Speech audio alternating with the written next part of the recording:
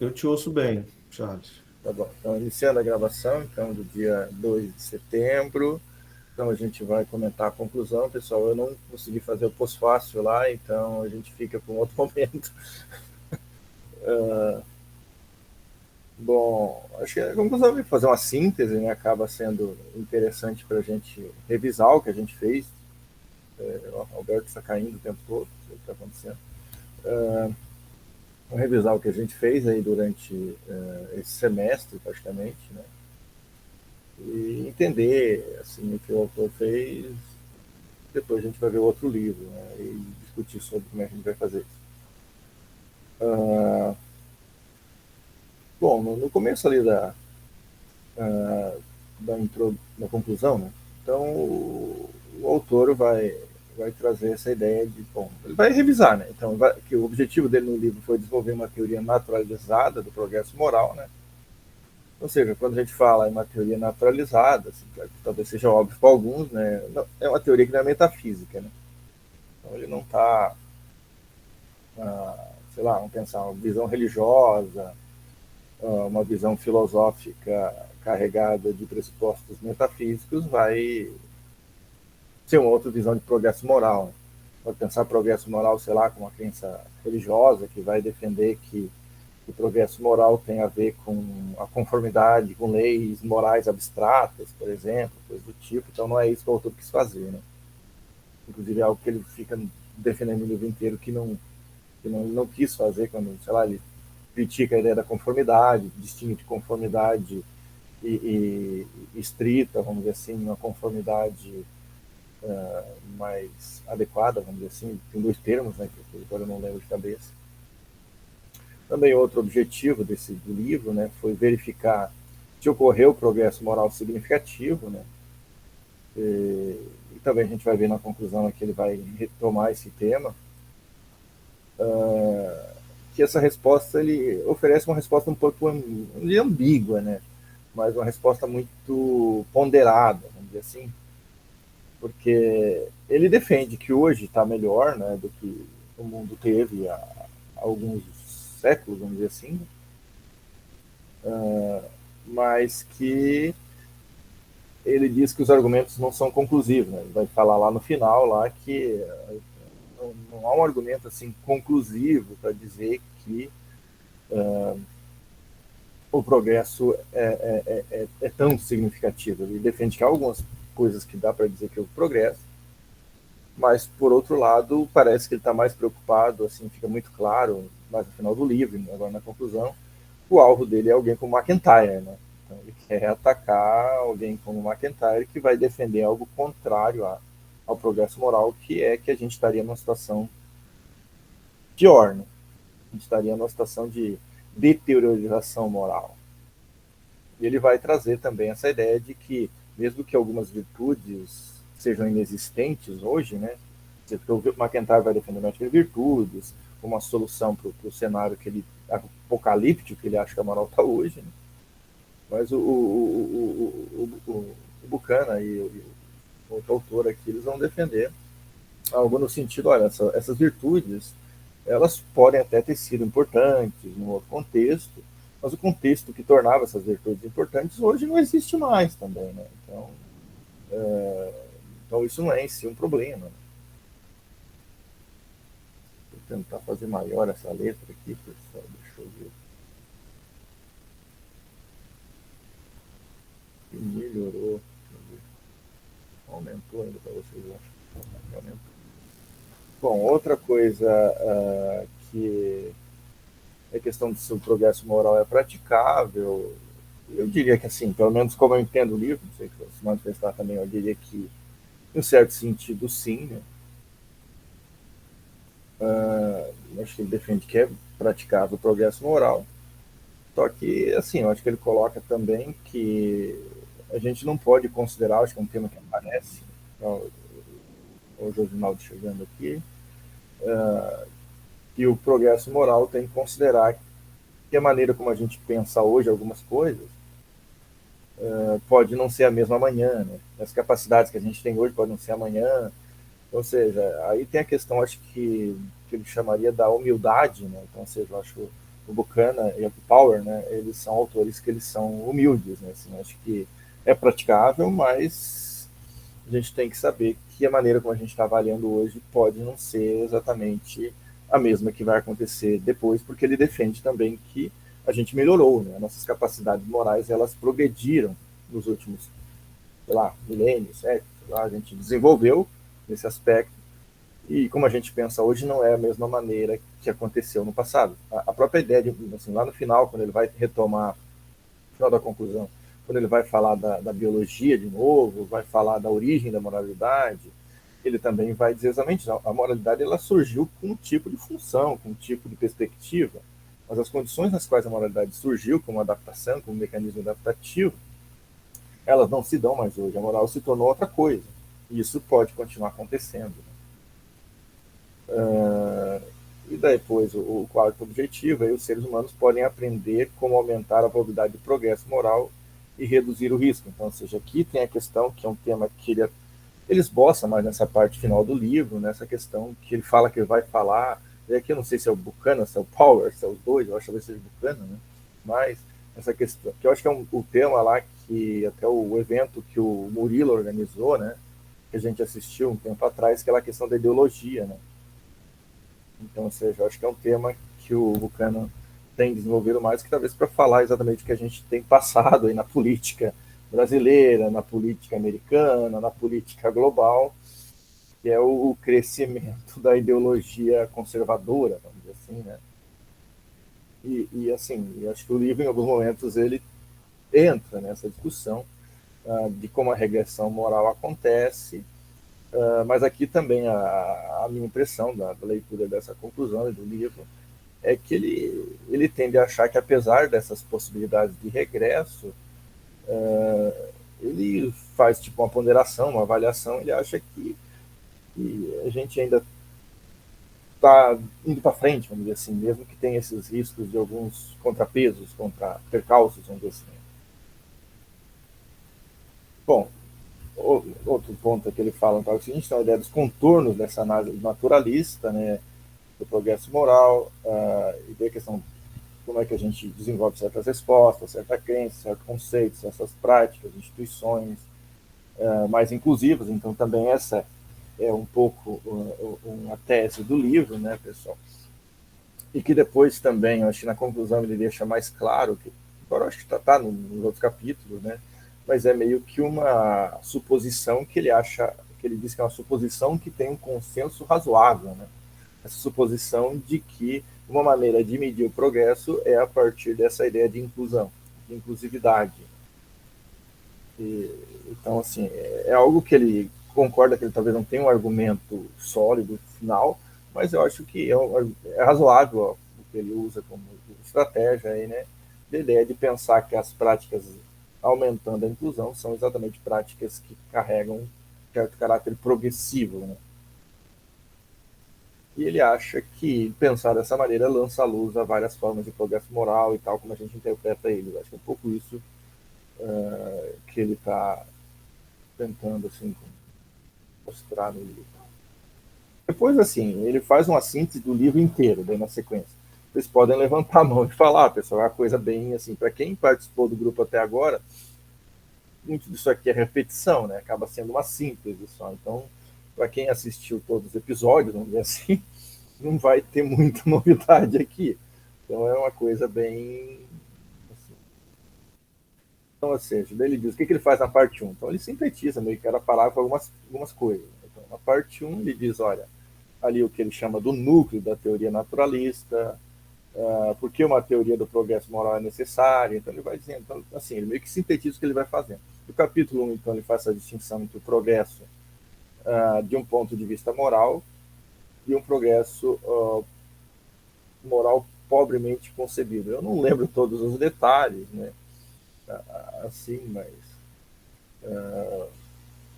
mas ele tenta desenhar esse progresso moral dentro dessa visão do que ele entende também que é moral, etc.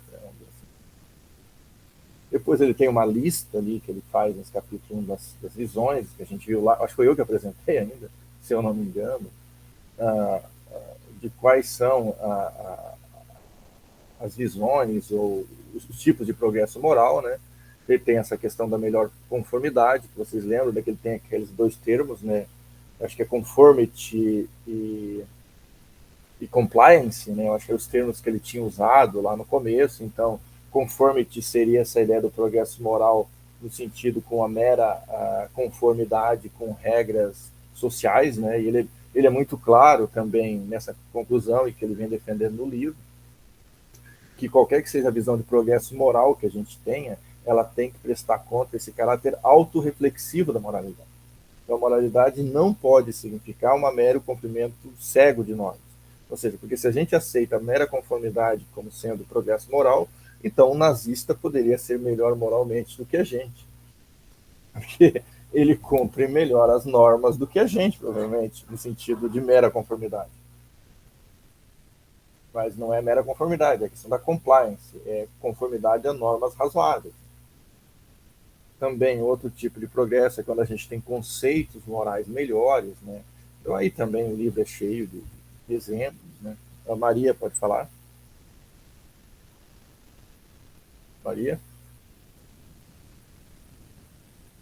Eu fiquei em dúvida, professor, sobre aquela questão das questões biológicas lá que o ser humano carrega, dos comportamentos lá do período da era do gelo, assim, se ainda persistem e atrapalham esse aprimoramento. Eu, assim, é claro que assim, eu teria que ver assim, claro que a gente tem resquícios, acho, da nossa moralidade anterior, uh, sei lá, mais manifesta em alguns seres humanos e menos em outros, né?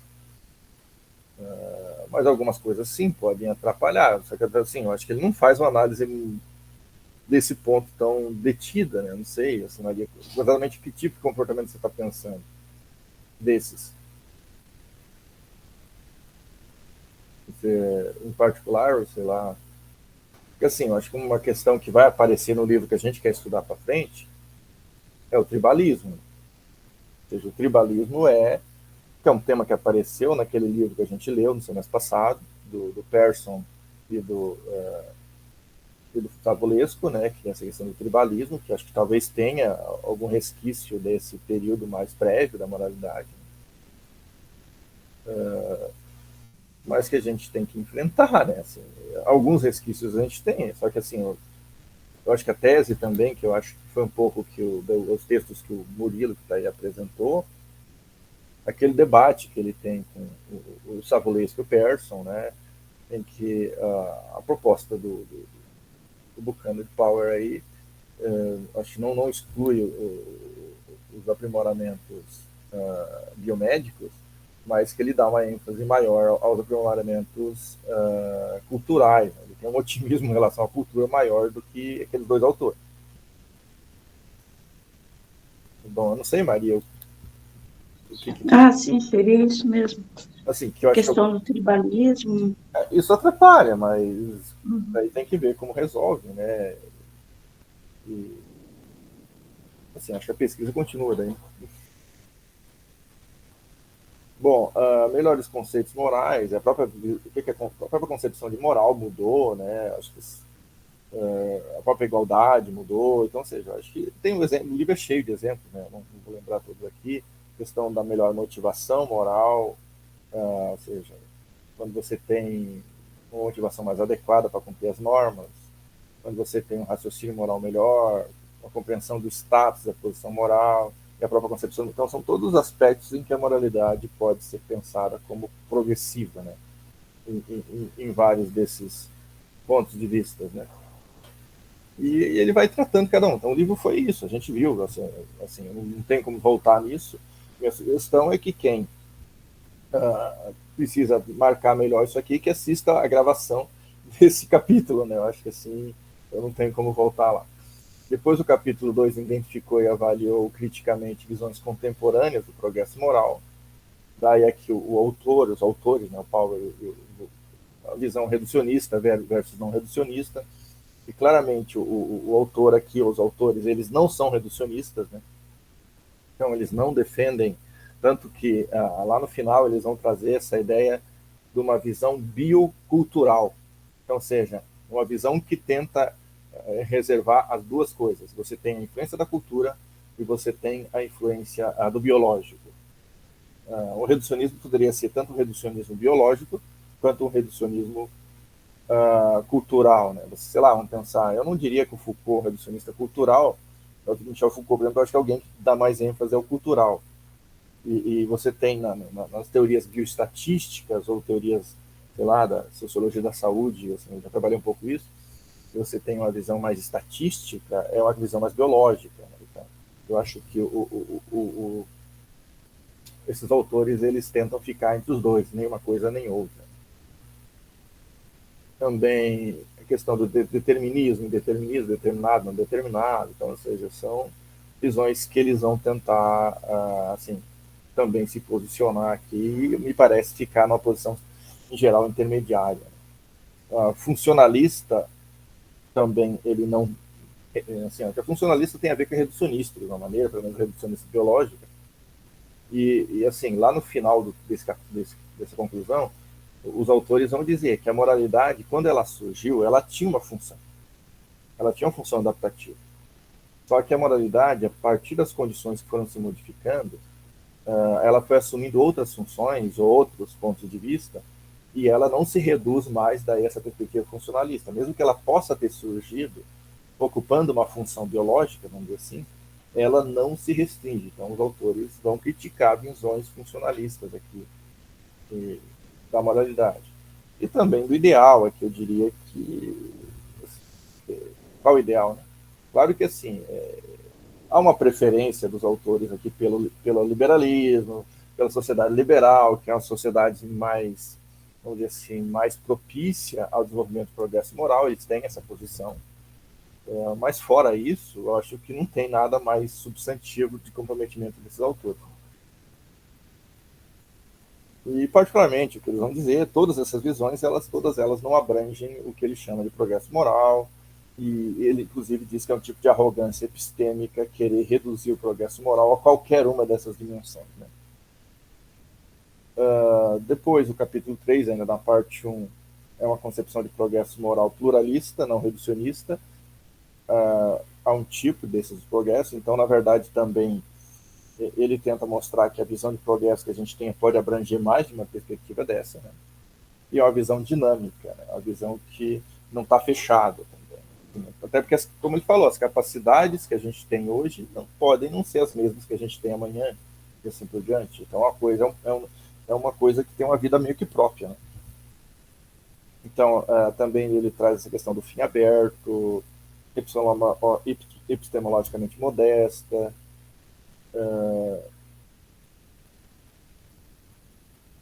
ele fala dessa questão do progresso metamoral. Né? Assim, bom, essa é a síntese do que ele fala aí sobre a parte...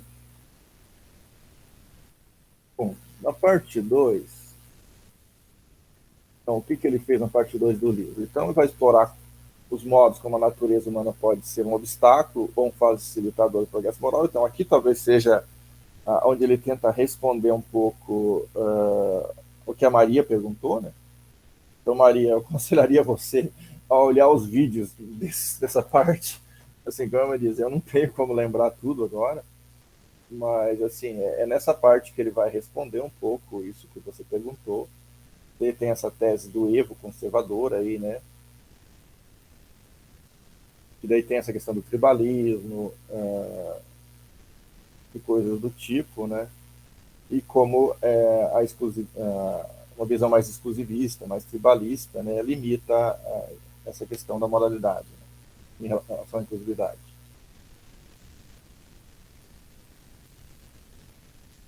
E assim, eu não lembro tudo agora de cabeça, mas o que os autores tentaram fazer é tentar oferecer uma análise biológica ou biológica evolutiva que não necessariamente justifique essa visão conservadora, né, mostrando que ela está equivocada. Eu acho que eu não tenho como trazer isso de volta aqui, não lembro tudo, mas foi isso que eles tentaram de uma maneira fazer. Né. E o capítulo 5 esclarece um conjunto de nomes Maria, Maria. Então, o capítulo 5 esclarece um conjunto de fenômenos morais que parecem Então, assim, resumindo, 5, o que são fenômenos anômalos, pessoal, inexplicáveis? A gente já viu isso também, tá? Assim, só sintetizando mais ou menos o que a gente viu. Então, a ideia é que existe algumas coisas, mesmo que você aceita a biologia evolutiva como uma explicação razoável para como as coisas aconteceram, você tem algumas que ele chama anomalias. O que é anomalia? É uma coisa que não bate com a teoria geral. Então, você tem, sei lá, a tendência na natureza que os seres vivos se comportem de tal maneira, etc. Mas, de repente, você tem um comportamento ou uma característica de certos membros de certas espécies que não batem com aquela tendência geral que a tua teoria pressupõe. Então, isso é um tipo de anomalia. E a sua teoria precisa dar conta de explicar essa anomalia, porque senão ela é falsa, né? Porque a tua teoria está pretendendo explicar todo um conjunto de fenômenos. Mas se existem alguns fenômenos que não batem com aquilo, então você tem que achar alguma estratégia de explicar por que isso acontece. Daí, assim, as anomalias aqui com essa visão biológica é exatamente que alguns indivíduos que não têm capacidade estratégica nenhuma, etc., como os animais não humanos e coisas do tipo. Então, ou seja, você tem animais não humanos, tem pessoas, sei lá, deficientes, pessoas que são incluídas, que recebem um status moral relevante na perspectiva dos seres humanos. E, então, como é que você diz que a teoria evolutiva ela só, sei lá, defende o mais forte, etc., ou dá valor só para as pessoas que cumprem certas funções funcionais dentro do esquema, se alguns tipos de seres, como os animais, que não cumprem função nenhuma, eles também são considerados. Então quer dizer que tem uma coisa que a tua teoria exclusivista aí, que quer excluir um grupo, não funciona, porque está sendo incluído algumas pessoas, alguns seres que não estão previstos, né? E assim, para explicar isso aí, é dessa ideia da normatividade aberta, né? Que você pode sempre ter uma inclusão maior de seres dentro das normas, das regras. Então, ou seja, por isso que isso sugere essa visão que ele tem das normas. Bom, depois ele vai falar dessa questão de estabelecer em maior detalhe as condições ambientais da normatividade de fim aberto e, e como é que floresce, né, certos aspectos aí do ser humano, da psicologia humana a partir disso. Novamente, eu não lembro detalhes aqui, né, do que a gente falou lá, mas o capítulo 6 tem um esboço de uma análise evolutiva do desenvolvimento psicológico que acomoda essas anomalias que eu falei. Depois, tem essa questão da capacidade adaptativa plástica, né? Então, o ser humano ele tem uma certa plasticidade, então quer dizer que vamos dizer assim, as nossas faculdades psicológicas, elas não são fixas, assim, não são, elas se adaptam um pouco ao contexto, às circunstâncias, às pressões que a gente sofre. Então a gente não é assim, a gente não é um robozinho que vai se encaixar, assim, que a gente sempre reage da mesma maneira. Então a gente tem certa plasticidade nas respostas que a gente oferece, né? E aqui eu acho que o autor começa a trazer uma questão que é importante no livro, de que para nossas faculdades morais se desenvolverem bem, elas precisam de condições ambientais favoráveis. Então, seja, e daí também tem a ver com essa tese dele da ideologia, vamos dizer assim, excludente, né?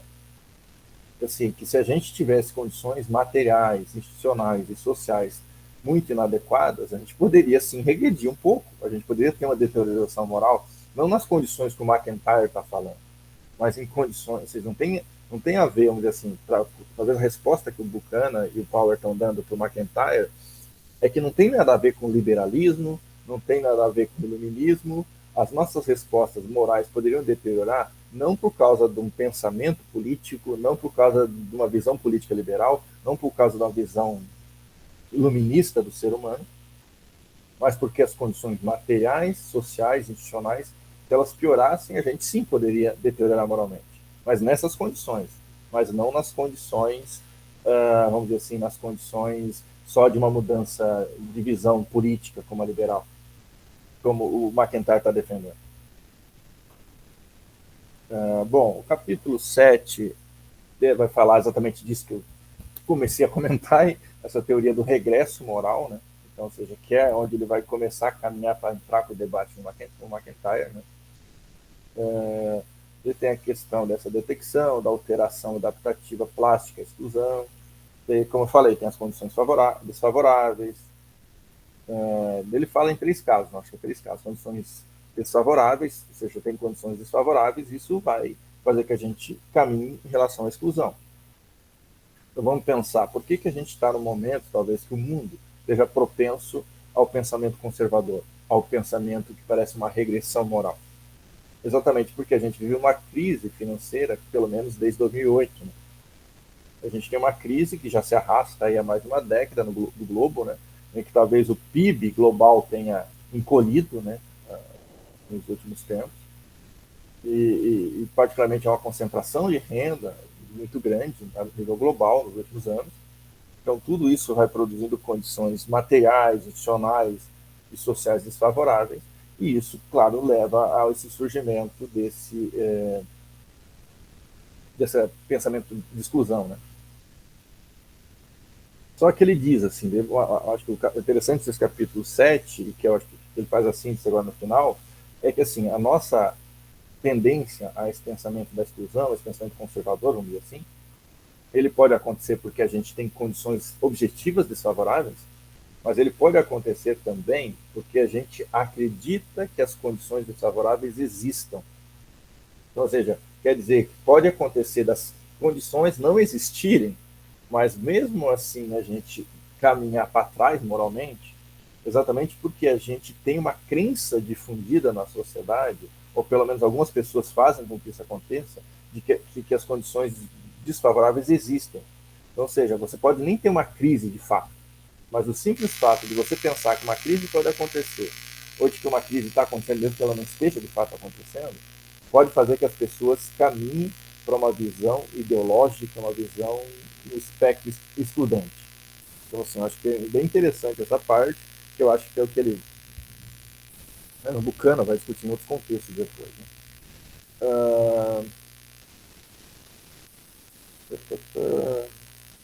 Assim, daí aqui que ele fala dessa questão da análise da ideologia, mas que ele diz que ele não vai aprofundar muito, né?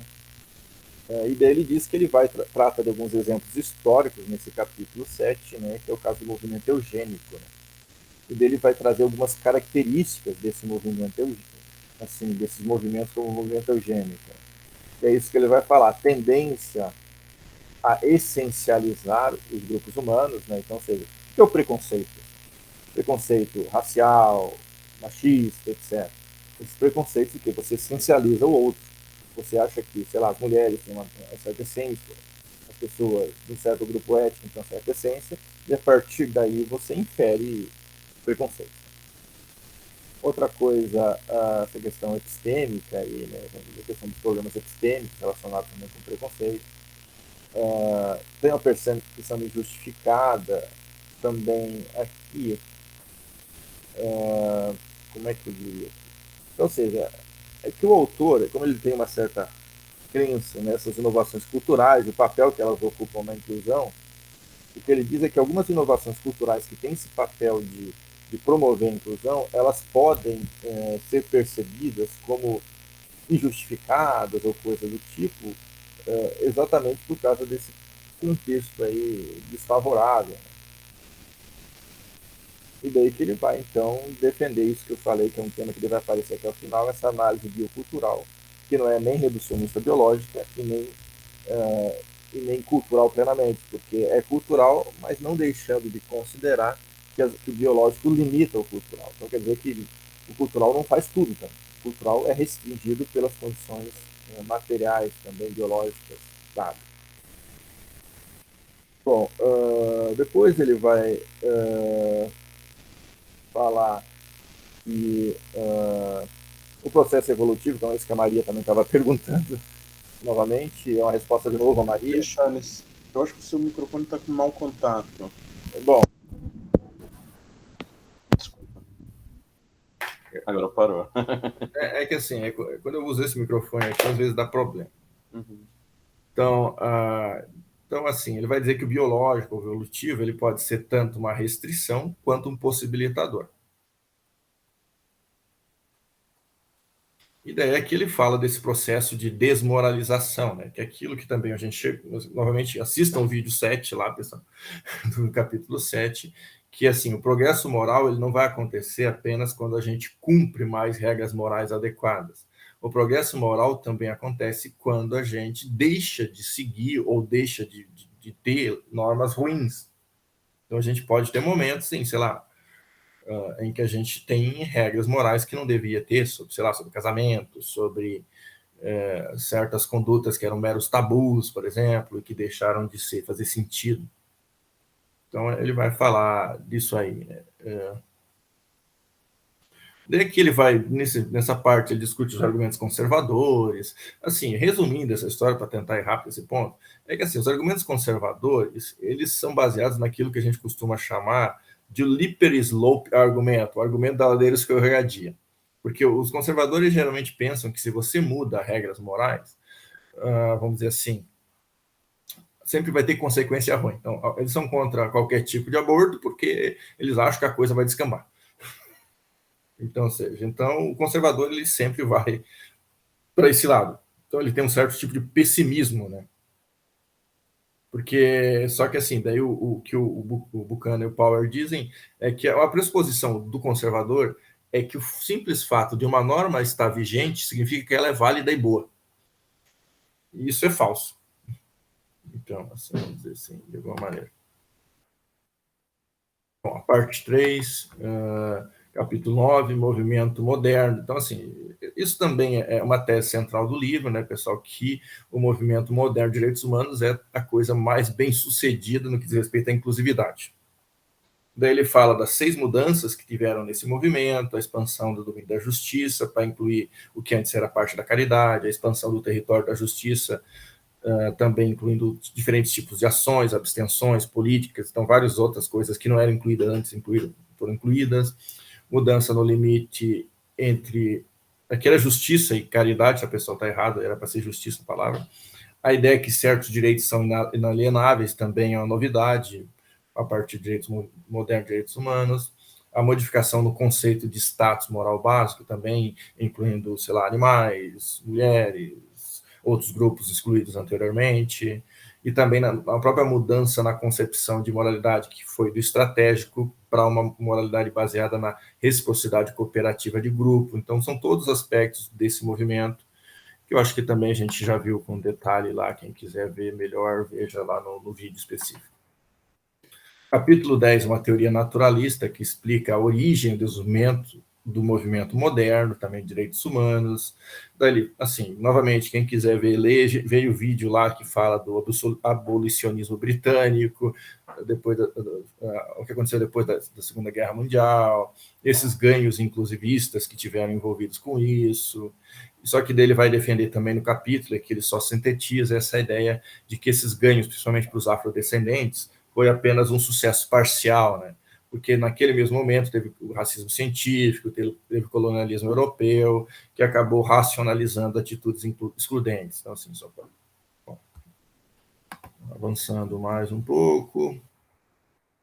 Bom, daí ele diz que, a partir do capítulo 10, ele não está falando mais do passado, ele está falando do futuro. Então, agora o foco mudou. Então, agora é o que a gente pode alcançar. Daí é aqui que ele vai discutir, que é os capítulos, eu acho, que o Murilo apresentou aqui, a tese do Pearson, a tese do Savulescu, que os problemas morais sérios da humanidade não podem, ou é improvável que possam ser resolvidos por meios culturais. É mais ou menos assim como ele sintetiza aqui. E por isso que a gente precisaria, então, segundo o Savulescu e o Pearson, mudanças biomédicas. Daí aqui também ele vai dizer, ele vai defender aquela outra hipótese, que os evoliberais e os evos conservadores, eles teriam uma suposição comum, que ele acha que é incorreta, que eles acham que é incorreta, né? Particularmente porque a evolução estaria sendo direcionada para uma moral excludente, né? Bom, a posição dos autores aqui parece que seres humanos podem produzir inovações culturais que podem superar a ponte da moral excludente, controlando o meio que a moralidade se desenvolve. Então, ou seja, resumindo, eles acham aqui que é possível atacar por meios culturais aquilo que os autores citados aí defendem que seria necessário intervenções biomédicas. ele vai defender, ou eles aqui vão defender, que os liberais têm uma visão que ele acha que é inconsistente, eu acho que é inconsistente com o poder da cultura, né? Então, eles falam aqui da vontade política unificada e acordos, assim. É que, assim, aqui o ponto aqui é o seguinte, o Power e o Buchanan, eles dizem que a proposta que o Savulescu e o Persson estão defendendo, para que ela fosse executada, seria necessário uma vontade política unificada e um acordo sobre o caráter apropriado dessas intervenções. E por quê? Porque o ponto parece ser que, se não houvesse esse acordo amplo e essas intervenções fossem feitas de maneira ampla o suficiente, é improvável que o resultado fosse obtido. Então, seria necessário que elas fossem feitas, talvez, numa escala global e não apenas numa escala local, para que a gente conseguisse êxito nisso que eles estão propondo. Então, essa é uma das condições para que a proposta desses autores funcionasse. Parece, pelo menos como eu entendo aqui que eles estão dizendo. E assim, resumindo, eles colocam, então, embora eles reconheçam que as intervenções biomédicas possam ocupar um papel de apoio importante na concretização dos progressos no moral futuro, o caminho cultural, na visão do Buchanan e do Power, é mais confiável e mais provável.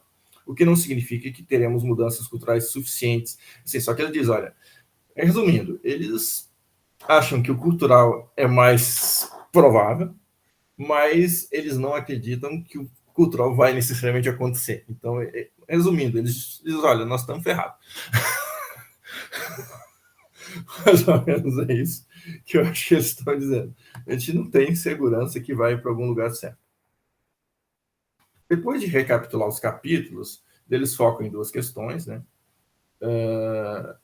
Da questão da avaliação global e não apenas local, né? Porque eles dizem, olha, no livro a gente só fez avaliações locais.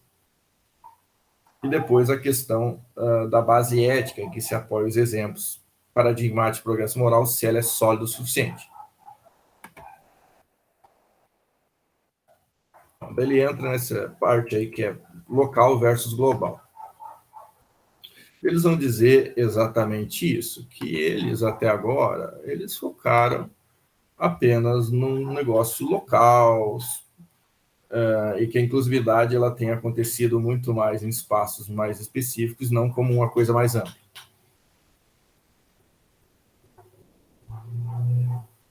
Então, ou seja, eles também defendem, assim, no livro, que alguns ganhos foram feitos desde o final do século XIX, na verdade, né? Mas eles também não estão comprometidos aqui, daí eles acabam dizendo assim, olha, a gente acha que está melhor, mas a gente não está defendendo fortemente que está melhor.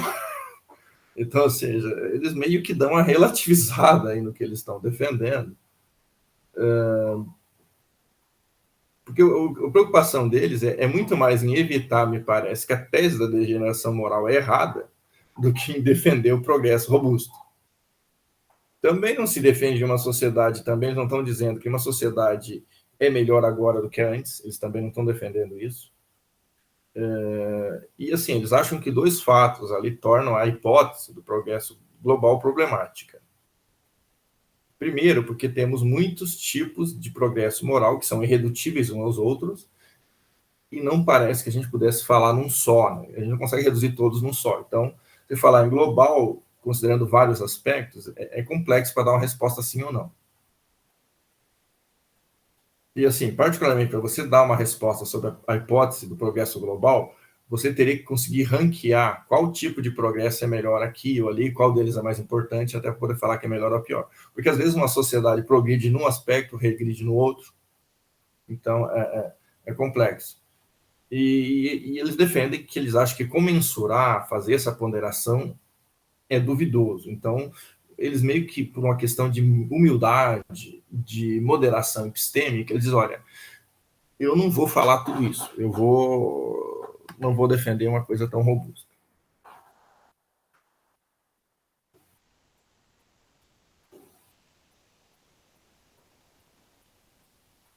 Assim, mas mesmo que eles não queiram dizer que a gente tem um progresso hoje, muito maior do que a gente tinha antes, mas, assim, eles dão uma resposta assim, novamente, na tangente. Olha, a gente não acha que é improvável que hoje seja melhor que antes. Então, assim, ele diz, olha, eu acho que está melhor, assim, parece que faz sentido falar que está melhor, mas, novamente, não temos argumentos conclusivos. E, assim, é provável que a gente esteja melhor. Então, esse prognóstico dele se baseia primeiro.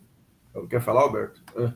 Assim, talvez pensando esse diálogo com o McTire, né? Ou seja, de fato, que melhoramos, né? E eu acredito que melhoramos, por exemplo, do ponto de vista político, a evolução da ideia de democracia, da participação política mais ampla, mas ao mesmo tempo, se a gente olha naquilo que o McTire chama atenção, ou seja, sobre a importância de vínculos éticos, afetivos, né, pertencimento, identidade cultural, de grupo, talvez perdemos nesse processo de individualização e progresso moral. Né? Então, ou seja, depende de qual olhar. Depende de como você olha, de qual, assim, como eu disse, como são várias perspectivas a partir do qual o progresso moral é avaliado, sempre em alguns a gente está melhor, em alguns a gente está pior. Assim, acho que é um pouco isso, que olha, não dá para dar uma resposta assim. A impressão é provável que a gente esteja melhor. Eu acho que essa é a resposta dele. É provável que a gente está muito melhor que dois séculos atrás, mas eu não vou me comprometer muito. É um pouco isso, a impressão que eles estão defendendo. Daí, assim, daí eles vão dizer, assim, por que eles acham que esse prognóstico de que estaria melhor, é mais provável que esteja melhor, porque então eles acham que alguns fatos apoiam isso. Porque, assim, primeiro, o progresso moral na compreensão do que é posição moral, do que é status moral, e do que é justiça, por exemplo, ele acha que essas vantagens, essas melhoras que são claras, a melhora clara em questão da posição moral, do status moral e da justiça. Então, essas três dimensões, a gente parece ter uma certa clareza que a gente vive numa sociedade, ou em sociedades, pelo menos, que esses conceitos estão melhor estabelecidos. E ele acha que essas melhoras nesses conceitos superam as pretensas deficiências que o McIntyre traz das virtudes. Então, as deficiências que a gente tem no que diz respeito às virtudes hoje não são suficientes para sopesar, para ser mais importante do que as vantagens que a gente tem em outras áreas. No momento histórico da humanidade, hoje, né, em que encontramos, existem razões para acreditar num progresso sustentável também, a ideia de que a gente não vai ter regressões grandes, então, ou seja, ele também, ou seja, a posição de status hoje e a posição moral atual, elas devem permanecer mais ou menos como estão. A gente não vai regredir muito, mesmo que a gente tenha uns solavancos, alguns momentos como o atual, em que a gente tem algumas questões aí problemáticas. Se eu estou entendendo o que eles estão dizendo, eles não acreditam que a gente vai ter um regresso assim substantivo. A gente vai ter alguns solavancos aí desse povo conservador, etc., mas que isso não vai afetar esses ganhos. Eu acho que é um pouco isso que eles querem dizer. E mesmo que a gente tenha algumas deficiências na moralidade, no que diz respeito à virtude, aí, etc., o cenário que dava sentido para essas virtudes que o McIntyre tanto advoga, hoje não existe mais. Assim, por exemplo, aqui eu só sintetizei, mas ele fala, por exemplo, que as virtudes que o McIntyre elogia da Grécia, por exemplo, ou da Roma, sei lá, elas faziam sentido num contexto de guerra constante. Ou seja, eu nem notei aqui, mas as virtudes de uma certa masculinidade militar, etc., tudo isso fazia sentido naquele contexto. Mas hoje não faz muito sentido. Então, a gente não ter essa virtude hoje não é um problema, porque a gente não tem o mesmo problema que se tinha naquela época. O Charles, aproveitando uma discussão em outro grupo que você participou, talvez o meio termo seria com a proposta da Nussbaum, do resgate das emoções na política, da virtude. Por exemplo... É que eu não... Alberto, é que eu não sei se... É que assim... É que também a questão das emoções, claro que é uma questão importante, mas assim, talvez isso que a gente está chamando, que você está chamando de emoções, por exemplo, não deixa de ser capturado, por exemplo, e a própria Nussbaum fala, por exemplo, nós no livro Emoções Políticas, quando você tem a inclusividade maior, quando você tem, por exemplo, você muda a moral de Estado, você tem aquela questão do... Na verdade, ela usa, não é honra, né? Você tem a mudança da honra para a dignidade. Isso. Então, você tinha, por exemplo, num certo momento da história humana, o conceito central era a honra. Daí, num certo momento, a gente tem, sei lá, talvez nessa época mais ou menos que os autores aqui estão falando, 2 séculos atrás, você começa a ter essa mudança para a centralidade do conceito de dignitas, dignidade. Que daí, ou seja, você começa a valer como ser humano e não porque você tem a honra de fazer parte de um grupo. Eu não sei, ela fala um pouco disso, assim, porque se você entrar na questão das emoções, a questão é que tem emoções boas e ruins, né?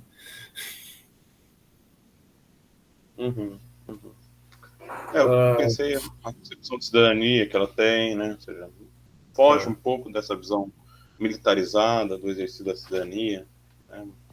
Uma outra forma mais integrada à sociedade. Assim, eu não estou dizendo que a Nussbaum não pode complementar isso aqui, mas teria que ver como, porque assim, pura e simplesmente porque ela considera as emoções, porque assim, eu acho que o Buchanan e o Paulo devem considerar as emoções, talvez eles não falaram muito delas aqui, mas teria que ver, não sei, vamos ver o outro livro deles, outro livro do Buchanan, na verdade, né, para ver o que ele fala. Mas emoções, assim, quando fala emoções também, eu acho que uma das coisas que eu teria que ver aqui, porque esses dias atrás eu estava numa banca de mestrado de Nussbaum, que falava exatamente da democracia das emoções e de como a Nussbaum tem esse conceito de emoções num sentido cognitivo. Porque, assim, você tem que pensar que eu não sei também como é que porque, assim, os autores desse livro que a gente está lendo aqui, eles evitam alguns comprometimentos metaéticos, eles deixam claro nessa conclusão novamente. Então, eles acabam se comprometendo com um certo consultivismo social, eles falam, uma moralidade de fins abertos, normatividade aberta, mas do ponto de vista mais robusto, epistemológico, ontológico, eles evitam esses comprometimentos. Então, ou seja, a Nussbaum tem uma certa visão metaética, talvez com comprometimentos mais fortes do que esses autores têm aqui. Porque, assim, ela vai dizer que as emoções têm um papel cognitivo forte. E essa não é uma visão unânime na história da filosofia, por exemplo. Assim, eu não sei, assim, não sei se eu estou te respondendo, mas assim, eu vou mostrar que é um pouco complicado. Eu teria que ver como é que o Buchanan se posiciona em relação ao papel das emoções do ponto de vista cognitivo. Não concordo. Porque tem uma visão liberal, né? Mas uma preocupação talvez, pelo menos naquele livro que a gente fez o estudo, Emoções Políticas, com resgatar alguns elementos da ética da virtude, ou deste modelo, né? Por exemplo, se a gente vai para o âmbito biomédico, ainda influenciado nessas reflexões do McIntyre, uma crítica do Edmund Pellegrino, do Thomasman, né? Sobre a perda da virtude na medicina, ou seja, essa virtude mais esse acompanhamento do paciente mais próximo, comunitário, que se tem hoje no programa Saúde da Família, para um âmbito mais hospitalizado, né, que é de distância entre o paciente e a equipe médica. Então, ou seja, tem perdas e ganhos. Já passo a palavra Maria, mas no sentido assim, ou seja, o acesso à saúde se ampliou com o processo de hospitalização, mas também se perdeu um vínculo mais próximo que se tinha no passado, né? Ou seja, para aqueles que tinham condições financeiras, obviamente, de acesso à saúde. Então, ou seja, como encontrar um meio termo, vamos dizer assim, ou um processo evolutivo, do ponto de vista moral, no âmbito da saúde, né? Relacionamento profissional de medicina e paciente, e daí a comunidade. Maria, vai lá. Eu só ia comentar sobre a questão que você falou, se não seria então uma humanização, né, passar por um processo de humanização, que hoje a gente percebe que até tá começando assim, de ter um acolhimento, né, talvez seja nesse ponto.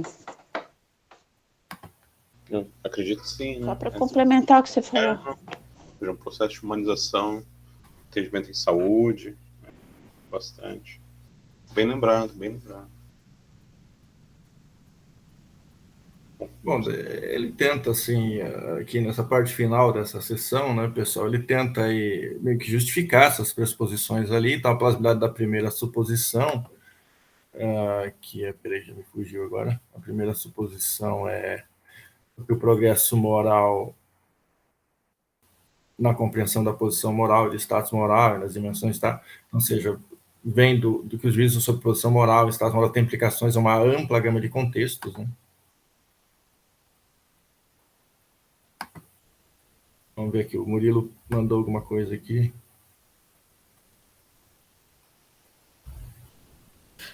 É só um trecho que eu acho que do próximo livro que a gente vai ler, em que ele aborda, né, que é um livro só dele, em que ele aborda a questão das emoções, né, que vocês estavam falando. Então acho que ele inclui as emoções como parte do que ele chama aqui de mente moral. Estamos no caminho, Charles.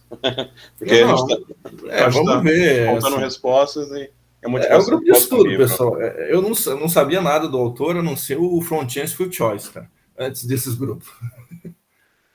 Assim, na verdade, eu acho que eu tinha lido um livro dele sobre pesquisa científica. Assim, acho que de ética na pesquisa, assim, na verdade é o Resnick, né? Esse aqui tem o que eu tenho do Resnick, mas tem um outro livro, ele tem uns textos sobre ética em pesquisa. Eu trabalhava nas minhas disciplinas, mas eu não conhecia nada dele assim fora essas coisas. A gente vai, assim, acho que a gente está entendendo cada vez mais o debate, entendendo as repercussões, a gente está aprendendo, acho que essa é a função do grupo. Nossa, sem dúvida, assim, e eu acho que esse livro que a gente está concluindo agora, ou nesse livro, ele se junta a um autor da área biológica ou biomédica, e depois ele, acho que, não sei se aprofunda é o termo, mas enfim, ele segue falando sobre o assunto já desde alguns postulados assentados, assim.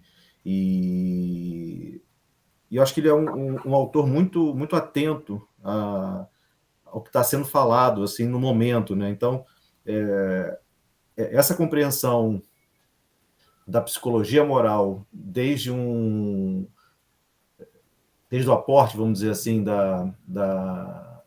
das biociências, dos testes, da neuroética, o neurociência da ética. Então, acho que ele é uma pessoa que além de estar atualizado, interessado, também recorre ao que até você citou aqui, a deferência epistêmica, né? Então tem coisas que ele não é capaz de saber por conta própria, por falta de formação, e que ele, né, recorreu ao Powell para de alguma forma compreender isso de modo mais complexo, assim. Então eu acho que um desafio, talvez, para a gente, ser um desafio que parece ser o desafio seguinte à compreensão, que é o desafio de uma leitura crítica, é identificar se as evidências que eles apresentam são fortes o suficiente para respaldar a tese que eles levantam. Eu acho que esse seria um exercício interessante depois, mas não vou interromper o teu raciocínio aí mais, Charles, para não interromper aí a tua sequência.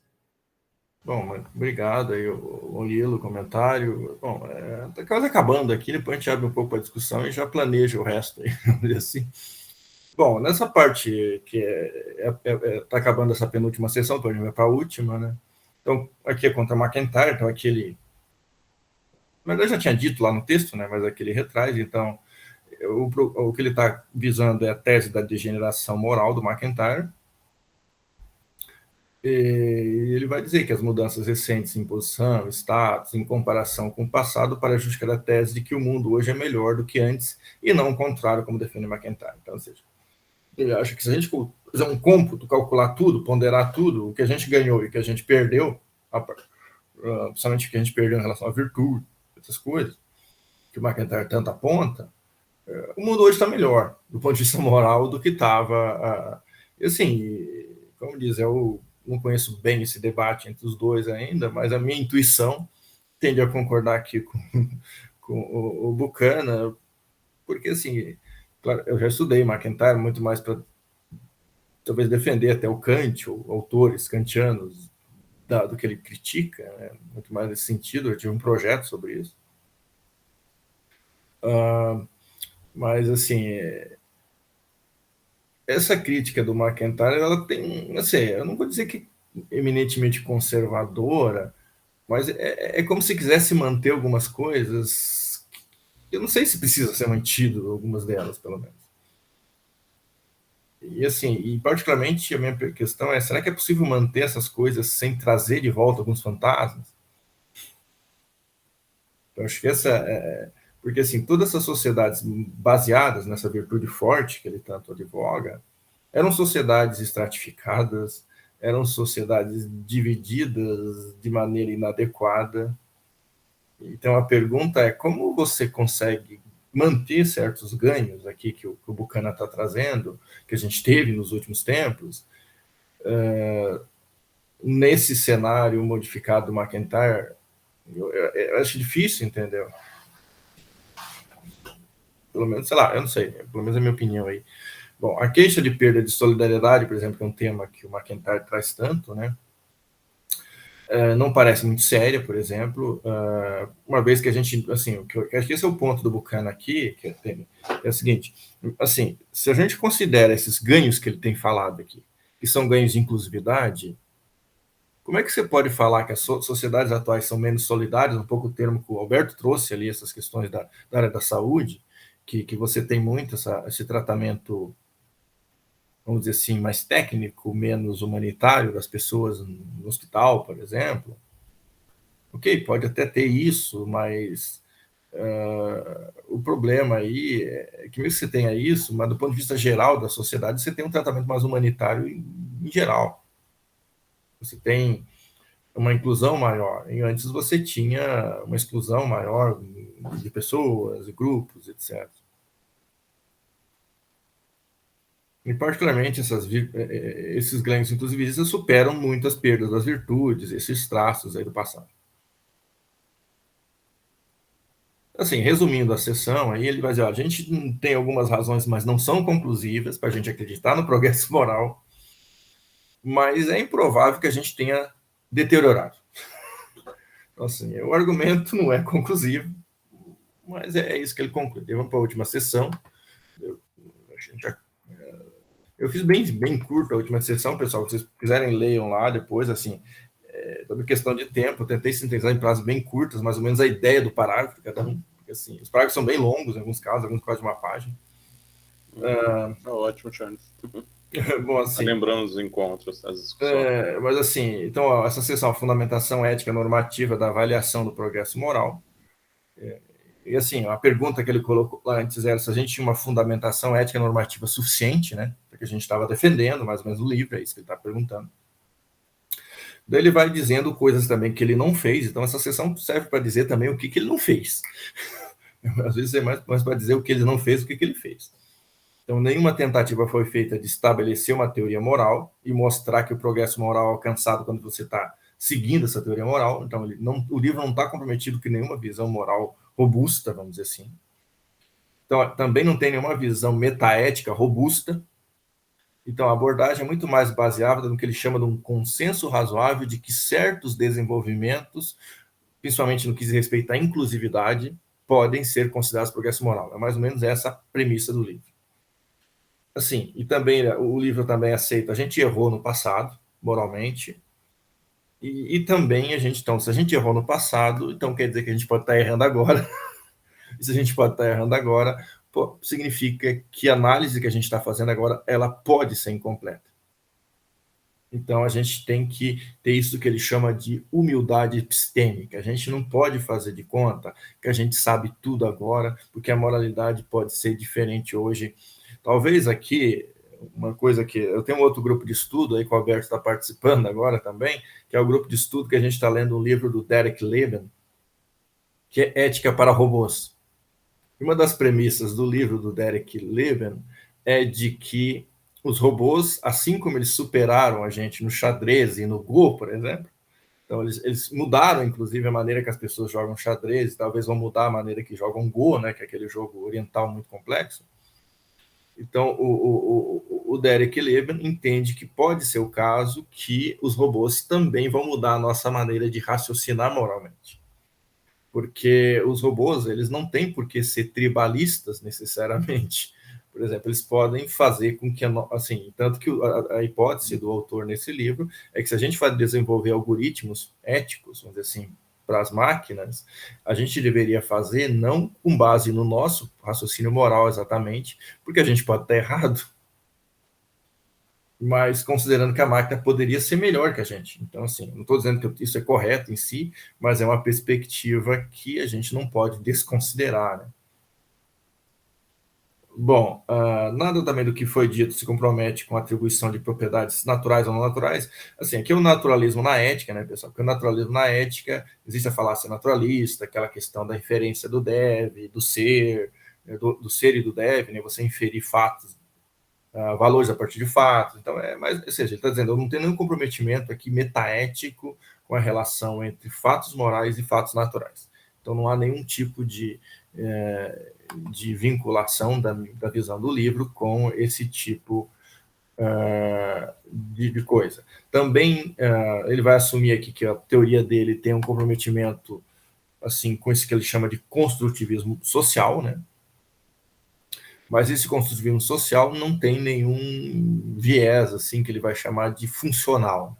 Então não é uma visão funcionalista da moralidade, etc. É o que ele vai chamar ali de concepção de normatividade aberta e que acarreta, entre outras coisas, que o indivíduo pode desenvolver uma identidade pessoal sem cair na ideia de conformidade estrita com normas sociais. A ideia é que eu posso ser um indivíduo que desenvolve uma identidade, essa identidade tem uma moralidade, e essa, assim, é aquela ideia, não implica a ideia do soldado nazista que segue piamente as regras, etc. Eu posso ser uma pessoa com identidade moral e essa identidade moral tenha autorreflexão. Essa autorreflexão permite que eu, inclusive, seja uma pessoa moral sem necessariamente aderir cegamente a normas. Também uma outra tese que tem a tese metaética de que a moralidade não é uma tecnologia social de qualquer tipo. Então, ele também defende isso em algum momento aí. Depois ele explica um pouco esse rótulo construtivismo e o que é social, mais ou menos. Então, o rótulo construtivismo faz referência ao fato que a moralidade não é algo descoberto pela razão, sem consideração das condições nas quais as pessoas agem. E o rótulo social é porque depende do meio institucional, depende do meio social, material. Então, ou seja, a moral não é uma coisa estanque, é uma coisa construída, não é uma coisa descoberta, e é uma coisa que depende do contexto em que a gente age. Não dá para falar de moral no sentido abstrato sem falar das condições materiais, sociais, institucionais nas quais as pessoas estão agindo. Então, uma coisa está relacionada com a outra. Bom, depois ele volta o tema da natureza naturalista da moralidade que ele está desenvolvendo, da sua evolução. Então, ele diz que a moralidade surgiu como um mecanismo de adaptação lá no passado, mas através de capacidades morais, então seres humanos mudaram o seu meio, isso colocou novas exigências à moralidade, e com isso o ser humano desenvolveu capacidades morais originais a partir desses contextos que eles mesmos criaram. Então a moralidade tem um pouco a ver com isso, então não é uma coisa estanque também nesse sentido. Ele conta um pouquinho a historinha lá do como é que foi, né? Ele vai falar, a primeira mudança foi no Neolítico, ele chama de Revolução Agrária, que estimulou mudanças institucionais massivas, surgimento dos governos, autoridade coercitiva, impérios, modificação da substituição de normas, então, internização de normas a cada geração era um problema nesse momento. Ou seja, então ele conta um pouco de como, talvez aí seja o Power, né, que está vindo à tona, explicando para ele essas coisas. Sim, né? Então, ao alcançar então, a segurança e subsistência, então, num certo momento, depois que passa essa fase inicial, o ser humano alcança uma segurança e a subsistência física. Então, ele vai desenvolver a ideia de florescimento humano, ele vai também criar novas instituições fundadas em estratos sociais e políticos e assim por diante. Então, a coisa vai se desenvolvendo. Então, ou seja, resumindo a história, ele vai dizer, mesmo que a moralidade tenha tido essa função lá no começo, na origem dela, na medida em que ela se desenvolve, ela se torna cada vez mais algo com uma normatividade aberta, que não tem mais a ver com a função original. Então, mesmo que ela tenha surgido com uma função biológica, vamos dizer assim, depois disso ela virou outra coisa. E hoje ela tem muito mais a ver, vamos dizer assim, com cooperação e competição de grupos. Então, a ciência moral se tornou uma coisa bem diferente do que era lá nos seus primórdios. Então, a moralidade é algo dinâmico, é algo de fim aberto, não se reduz mais àquela reprodução da adaptação lá, e se tornou autorreflexiva e tem a ver hoje muito mais com uma argumentação sobre o que consiste esse florescimento humano. E daí entra talvez na discussão aí da Marta Nussbaum, que o Alberto trouxe antes. Depois ele entra numa discussão que tem a ver um pouco com cognitivismo, verdade moral, vamos dizer, epistemologia moral, e vai dizer que verdadeiras crenças morais são aquelas que as pessoas que compreendem que a moralidade tem a ver com a prática de dar e receber razões sobre condições de informação e experiência social. E aí ele vai defender, eu acho que também está no livro em outros lugares, a ideia de que uma sociedade liberal é o espaço em que a gente melhor tem essas condições preenchidas, vamos dizer assim. Ele vai dizer que é uma visão epistêmica, não é uma visão metafísica. Bom, ele não explica muito, mas a ideia é que não tem nenhum comprometimento com religião, com nada fora da realidade, vamos dizer assim. Então a teoria reconhece que tem havido progresso no que se considera justificação moral e que também a gente pode ter progresso aí também. Ou seja, a própria ideia do que justifica uma ação, moralmente falando, não é a mesma coisa do que era na origem e provavelmente no futuro não vai ser a mesma coisa. E ele vai defender um tipo de cognitivismo moral, mas sem suposição sobre qual é o conceito de verdade que tem a ver com isso. Ele apenas vai dizer que é um tipo de construtivismo. Ou seja, parece que ele está namorando com a teoria do John Rawls aqui, de uma maneira, me parece. A metaética é um campo amplo, mas a teoria do livro apenas supõe que o progresso moral pode ser avaliado em termos de sua justificação ou carência dela sob condições políticas e epistêmicas favoráveis. Então, ou seja, ele não quer entrar em toda a parafernália de discussão da metaética. Ele diz, olha, eu apenas suponho uma coisa bem mais modesta, que o progresso moral ele pode ser avaliado porque a gente pode justificar ele, ou achar que ele está justificado ou não justificado, em condições favoráveis ou desfavoráveis, assim por diante. E daí uma teoria biocultural, né, do desenvolvimento moral, que visa conciliar a análise evolutiva do surgimento da moralidade com sua dimensão autorreflexiva. Eu acho que não acabou, não, deixa eu ver. Acabou, pessoal. Ou seja, assim, eu acho que a conclusão seria isso. Eu não consegui preparar do pós-fácil, a gente pode ler outro dia, pessoal, porque eu acho que eu não consegui nem... Não sei se alguém... Tá excelente, Charles.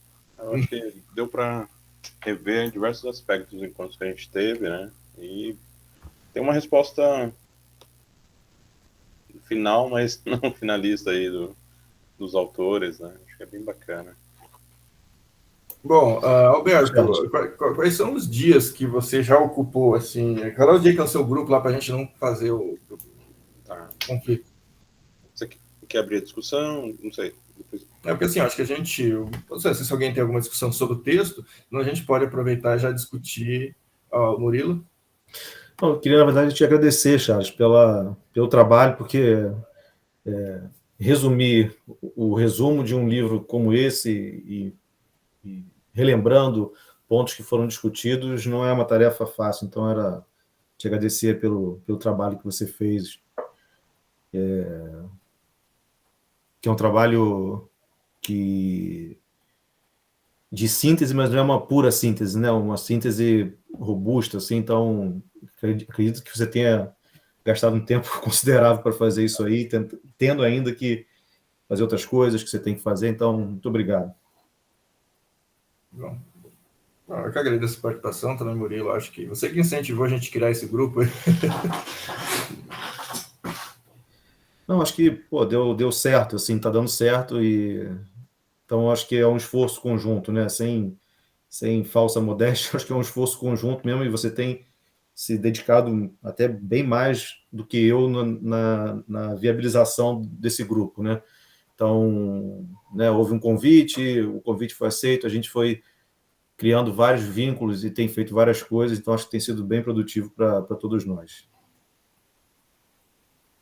Bom, a gente pode discutir sobre o próximo, então, rapidamente, pessoal, se não temos questões.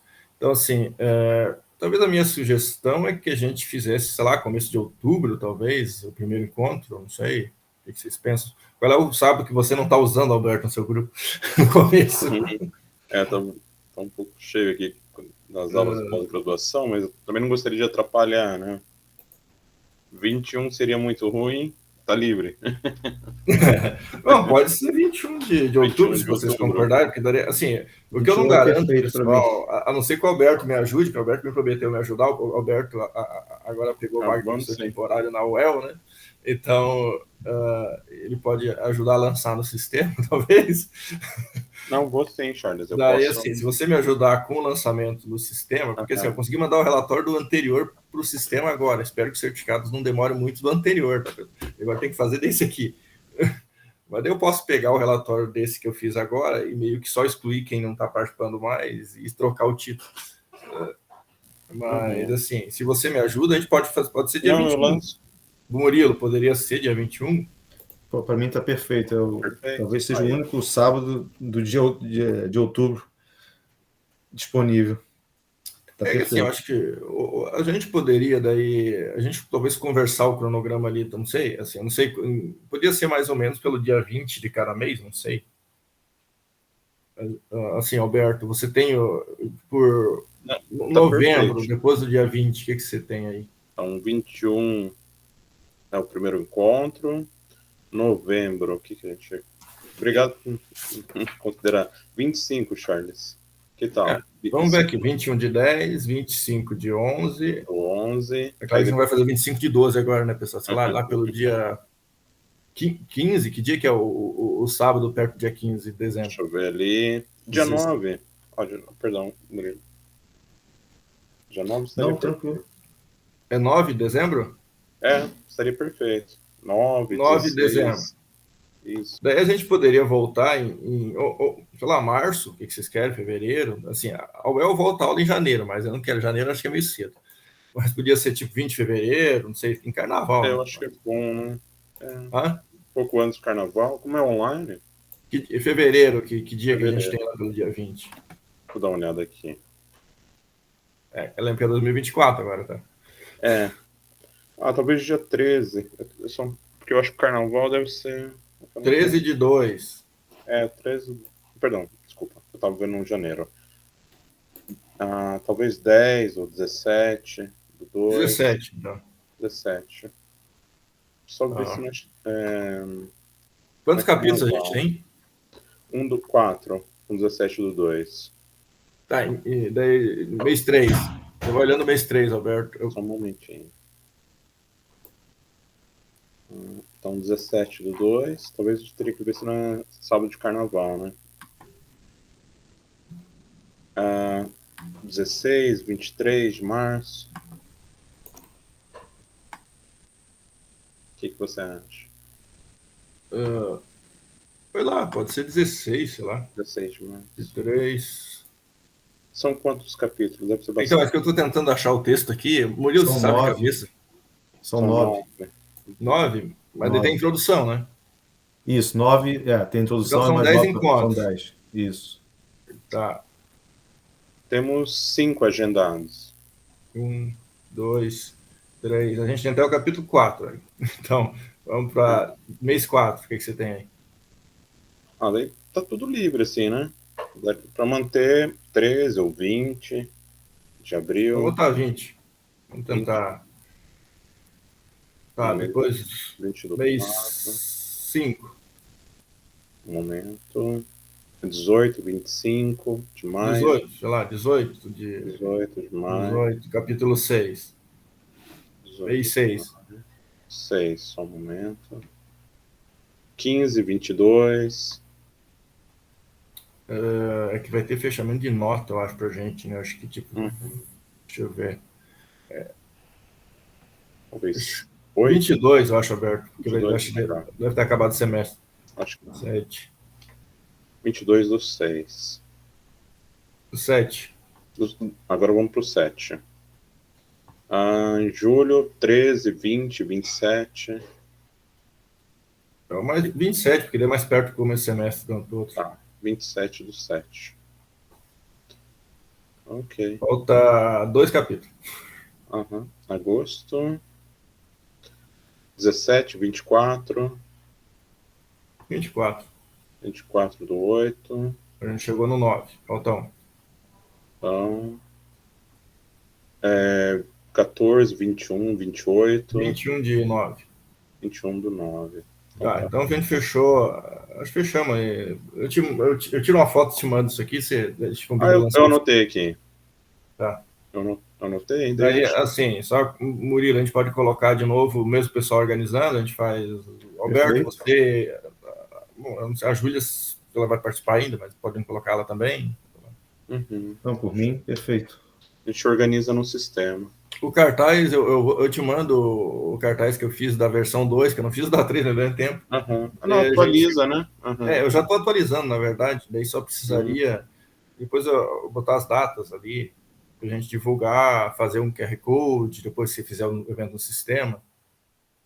Para a gente divulgar, porque assim, tem bastante alunos, né? Tem. Não. E agora vai ser mais tranquilo, né? Porque é um capítulo apenas, né? A gente está fazendo um bloco bem grande. Só para confirmar, você apresenta a introdução Já apresento no dia 21 do 10. A introdução. Uhum. Maria, apresenta o capítulo 1. 25 de novembro, Maria. Não sei. Depois eu converso com ela. Mas assim, então a gente já tem o primeiro, até lá a gente decide. A gente já fecha. E daí coloca também um doc para... Professor, dia 25 de novembro eu vou para a Alemanha. Ah, tá. Então deixa. Não sei daí. Eu vou ver, talvez eu apresento também, mas Brincadeira. eu sempre tento primeiro passar para alguém, porque eu sempre apresento muitos. É que dia, Charles? 25 de novembro. Desculpa, Alberto. Então, eu poderia, se não tivesse um evento, que vai ter o simpósio, né, do Habermas nessa semana, não sei se o trabalho vai ser aprovado, mas... Não, deve ser, Murilo. Eu também vou estar lá, mas no sábado eu devo estar aqui, senão eu participo de Santa Catarina mesmo. É porque eu tô sendo mais realista ultimamente, assim, eu não tenho feito as coisas com tanta antecedência, então provavelmente nessa última semana eu vou estar envolvido com isso. Também vai ter um simpósio, um colóquio lá na Unicinos. O Denis tinha me convidado, enfim, eu aceitei, não houve uma confirmação, mas eu acredito que esteja... Então, eu vou estar lá presencialmente, vou estar no Habermas remotamente. Então, eu não sei se eu vou conseguir, porque eu estou explicando para que vocês entendam, tá? E na semana anterior, 2 semanas anteriormente, tem o evento com o John Danaher. Então, eu acredito que eu não vou ter tempo para preparar